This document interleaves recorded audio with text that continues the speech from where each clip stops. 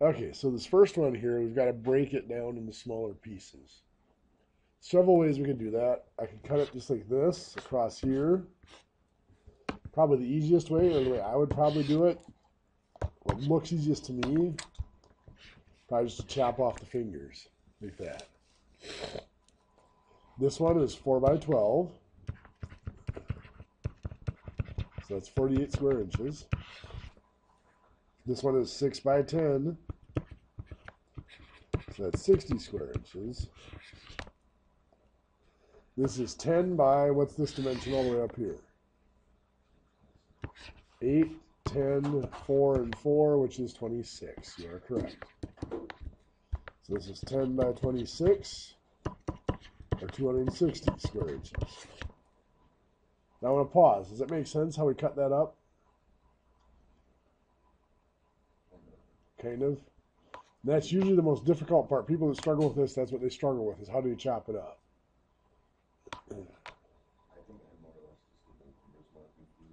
Okay. Sure. The key is you got to have a rectangle. Then you've got to know one full side of the rectangle and then another full side that makes a right angle with that side. It's perpendicular to it. So now we just got to add up here. 260 plus the 48 plus the 60, which is 368 square inches. Anybody have 368? Good deal. Volume. This one here, a lot of different ways you can chop it up. I would probably chop it like that. Yeah. This one here, 16 there and 3 there. We got complete sides. Those are right angles. So 16 times 3 is 48 inches squared. This one, you got 4 here and 11 here from down there. So 4 by 11. It's 44 square inches. This one might be a little trickier. What's this dimension? Careful. This is 11 minus 5 makes that 6. This dimension. So you've got 16 total. Subtract 3. Subtract 4 makes that 9. You are correct. Finding those missing dimensions, has that been giving you problems too, or a little bit? Okay. And that's the part that the other part a lot of people struggle with is finding those missing dimensions. Like this one over here, once you got it divided up, all the dimensions were there except for the 26. And it sounds like you found that fairly well. Okay, just by adding them up. This one here, finding this dimension, this one, the 6 isn't so bad because you got the 11 minus 5. This 9's a little more complicated because you got 3 dimensions you got to combine. But the key is you know that this length, total length across here, has to equal the sum of all the pieces. Yep. So that one's 9 by 6, which is 54 square inches. So we've got 48, 54, and 44. That adds up to make 146 square inches. That's the area of my base. That's an area. To find the volume, what do I have to do to that? Multiply by the depth or the height, which is the 6.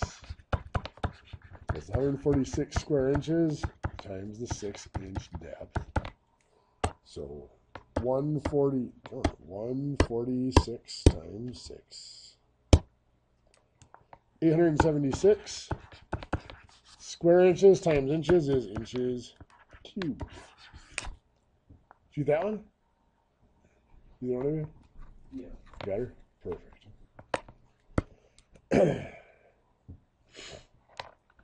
So, Mark, what do you want me to go over here? Because the next step is a piece of paper with a few of these problems on it that are going to be graded. So. quiz on it, yeah. Let's look at something similar to something that might be on a quiz.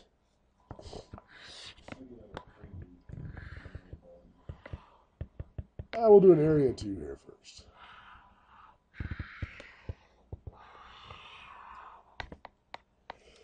Again, assume all those corners are square corners.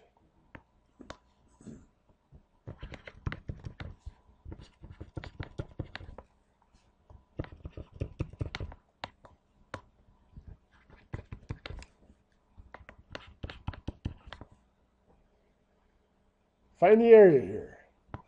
Now, the first thing is, how are you going to break this up? You can cut the fingers off like that. That would work. You could have made it one big object and subtract out the piece, too. That works as well. But you said cut the fingers off, so let's go. That's the way you're thinking, is cutting it like that? Okay. So you got this finger here. We'll call that section 1. What's its dimensions? 3 by 8. Are those the ones we have to multiply? Yes. So we got this finger here. I'm going to call that piece 2. What dimensions do we have to multiply there?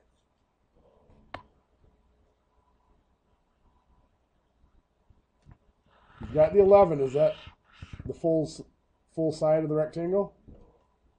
Does it go from one piece of the rectangle to the other? Yep. So now we have to have something that's at a right angle. That's either this side or this side, which will both be the same length. Just 8. This length here is the same as this one here, right? So it's 11 by 8. So it's 88. Now this one here, we have to find dimensions. This piece is what you were thinking of as the 14 minus 8. So that's 6. How about this one?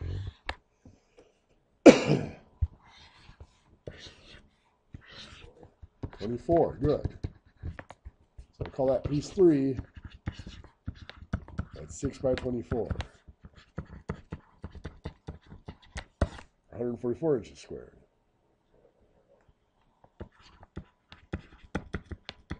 That adds up to 256 inches squared.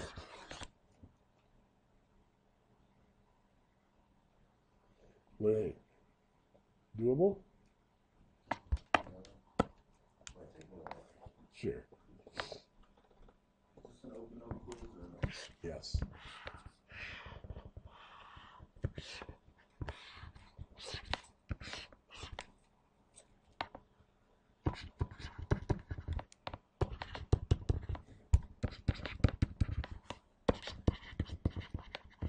I asked you to find the volume. What would you do here?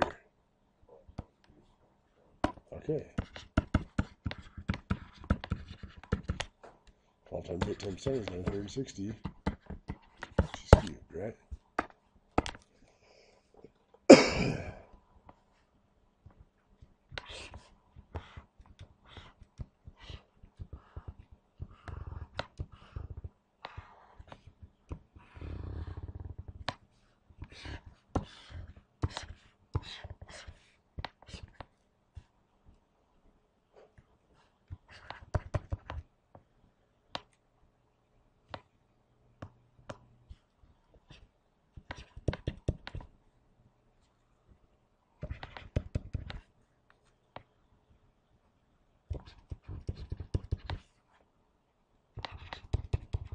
That's for the volume of this one.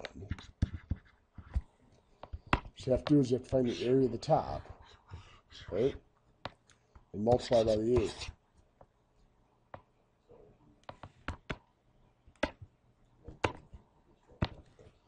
So I'm going to cut this, right? I cut it in a rectangle, so it's not a rectangle. So this piece is, so I'm looking at the area of the base, 12 by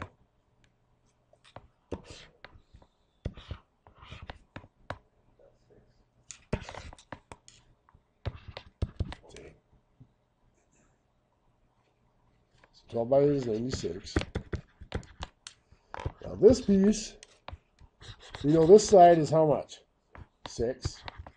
This side we got to find by That's 14 minus 8 leaves us with 6, right? So piece 2, this is piece 1. Piece 2 is 6 by 6. It's 132 square inches is the area of the base. So yeah, the volume is 132 times the 8 inches, which is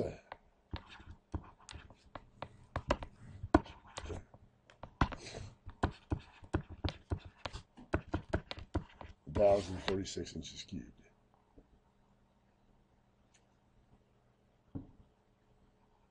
What do you think? Iron sharp stick in the eye? Actually, it's 1,056, isn't it?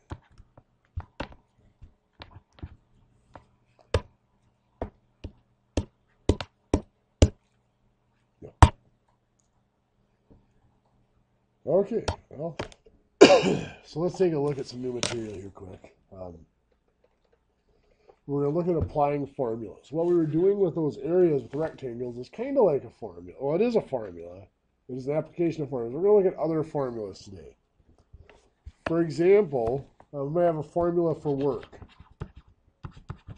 The formula for work is the amount of work done is equal to the force times the distance moved. So let's say we are told that you apply a force of 20 pounds through a distance of 12 feet. So the work done is 20 times 12, or 240. Now I left the units off that. Pounds times feet would actually be foot-pounds, would be our units. That's a unit of work. I believe it's 1,100 foot-pounds is 1 horsepower, and so on.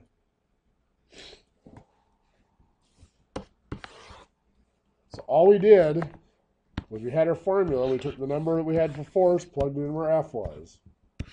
The number we had for distance, plugged it in where D was. And then we performed whatever operation was in that formula. Talking about electricity, the current in an electrical circuit is equal to the voltage divided by the resistance. So if you have a 12-volt circuit with 4 ohms of resistance,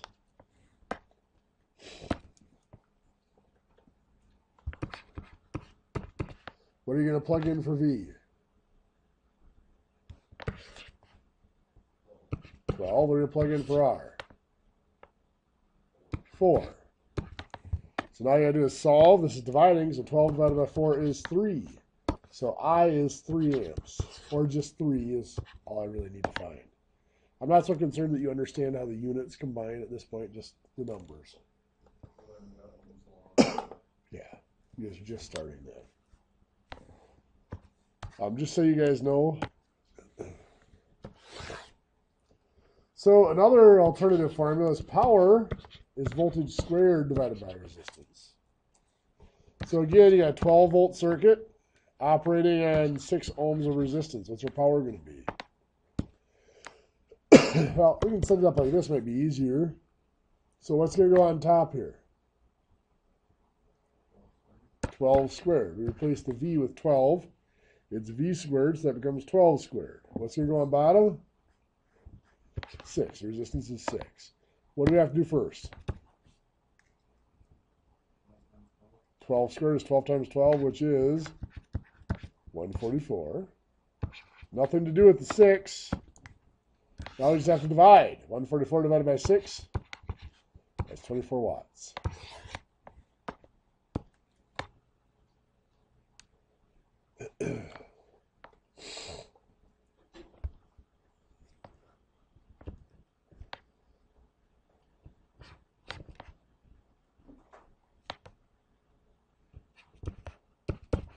When you have a letter, like a variable like that with a little letter there, that's called a subscript.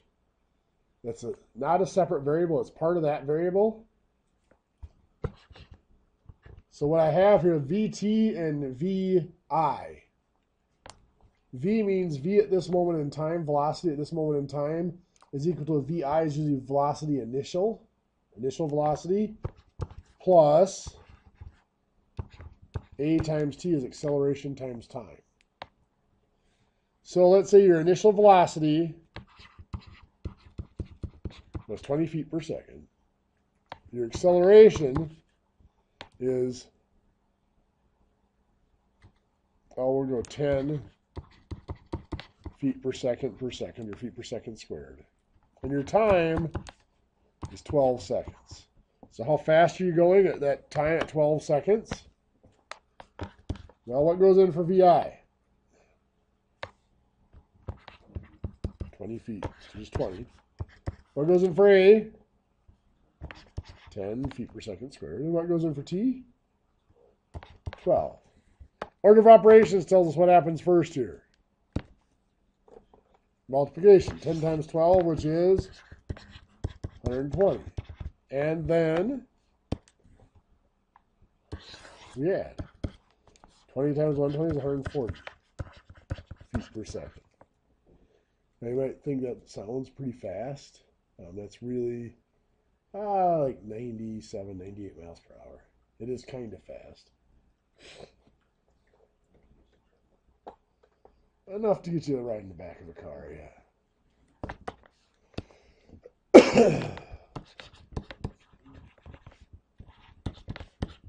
I'll pretend I didn't hear that.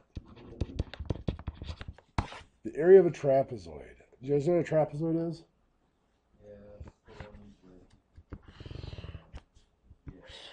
It has one set of sides that's parallel, the other side is not. The two sides that are parallel, it would be these two in this case, are called bases.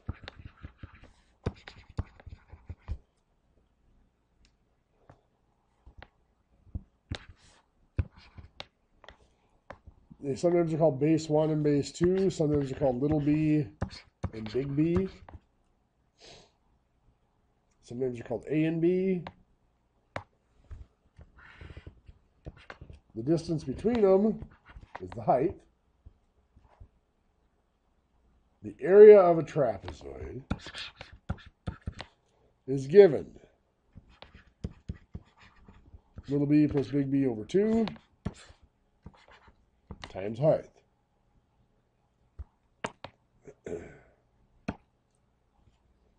So let's say that this here is 12 inches, this here is 20 inches, and this down here is 50 inches. I'm going to find the area of this thing. What goes in up here for little b? 12. What goes in for big B? 50. The 2, well, it's just a 2. What goes in for H? 20. What do we have to do first here? Well, the parentheses are an enclosing symbol. We're going to start inside them. The fraction bar is another enclosing symbol saying do what's on top first. So 12 plus 50 is 62.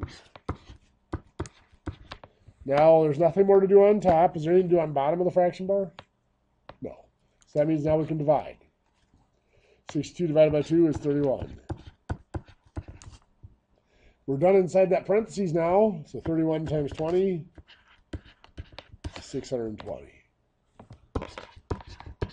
Again, I'm just worried about the 620, but technically it is 620 inches squared. In your book, page 21, 1 through 29, the odds.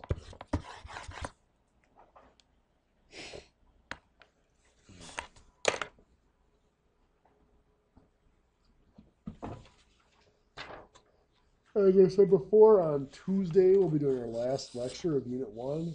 Wednesday will be Unit 1 test. Actually, we don't have classes on Tuesday, do you? We have Career Day Tuesday. So on Wednesday, we'll be doing the last lecture. Career Days, you guys will be in the shop working, and they'll have like high school students coming in and touring the place. So you won't have regular classroom classes. You guys will be on display on Tuesday. Oh, that's what you're supposed to be doing for that? Well, she needs it.